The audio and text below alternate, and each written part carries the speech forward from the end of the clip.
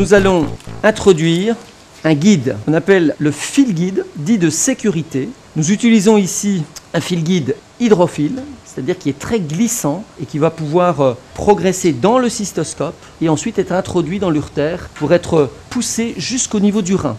Et sur ce guide, nous allons pouvoir faire glisser l'ensemble des instruments qui vont permettre le traitement et l'ablation du calcul. Ce guide est un guide hydrophile, c'est-à-dire qu'il est glissant lorsqu'on le recouvre de sérum physiologique. Son extrémité est totalement flexible et souple, ce qui le rend atraumatique.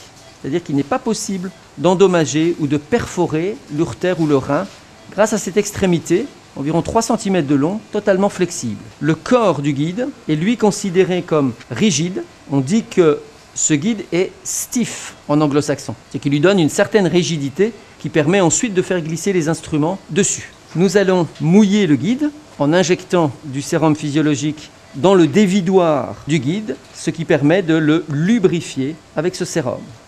Nous allons donc maintenant l'introduire dans l'urtère droit. Pour ce faire, nous allons passer le guide dans ce canal du cystoscope qu'on appelle le canal opérateur. Le guide est donc introduit dans le cystoscope.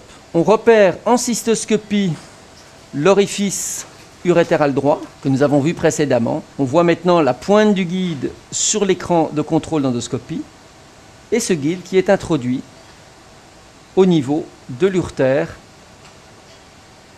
et qui est poussé jusqu'au niveau du rein. On voit la partie distale de l'urtère qui est soulevée par l'introduction du guide. Et pour savoir que le guide se trouve au niveau des cavités rénales, nous allons contrôler grâce à cet appareil qu'on appelle un appareil de fluoroscopie, c'est-à-dire de rayon X, au niveau du rein. Nous allons faire une radio péropératoire qui va nous confirmer la présence du guide au niveau du rein. On voit ici sur la radio le guide poussé à travers le cystoscope et qui monte dans l'urtère et qui va venir maintenant se bloquer au niveau du rein. Donc le guide va être laissé dans cette position et sur ce guide vont maintenant pouvoir être montés les instruments pour l'urétéroscopie. L'étape suivante est de préserver ce guide dont on aura besoin tout au long de l'intervention. Nous allons donc le refixer dans son dévidoir. Le guide est réintroduit dans le dévidoir. Le dévidoir est fixé sur la cuisse de la patiente en utilisant une bande collante. Il n'y a pas possibilité de perdre ce guide.